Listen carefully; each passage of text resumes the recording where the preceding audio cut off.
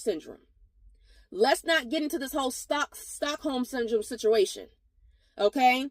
Where we are emotionally abused, physically abused, sexually abused, right? In these relationship dynamics, and then they come with a peace offering. I won't hit you again, right? I won't talk to you that way again, right?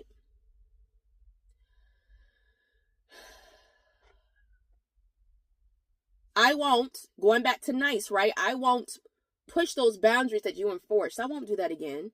So what I'm going to do is give you a peace offering. And you're noticing that this is happening multiple times. This is not just like a couple of times, because everybody should have grace, right? Nobody is perfect. Everybody should have grace. But when it's repetitive over and over and over and over and over, and here you are, it's been a year, going into years, there's a problem. Houston, we have a problem, right? Like, is this a big problem? So, and this is embedded in our DNA as Black women, because not only in slavery were we trained to be nice, to suppress our own boundaries, to keep the inner peace, so we wouldn't get raped as much and all this other shit, like beaten and taken away from our families, you know, even though that was still happening, there was a fear there, right?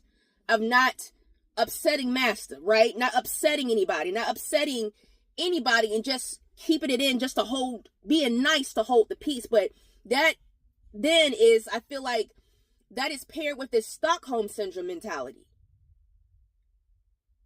And that's how you know you're in an abusive relationship, whereas a friend dynamic, your coworkers, your boss, again, this can spread to not just a romantic relationship. And you keep going back to your abuser.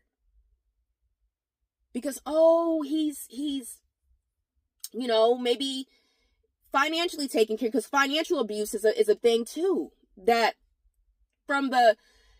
been going on for so long when it comes to women, right? That's how they were able back then, when patriarchy came into place, to demean the woman, right? To belittle the women, for the woman to have to play nice because of survival. That was a real thing. So financial abuse is also a way of suppression.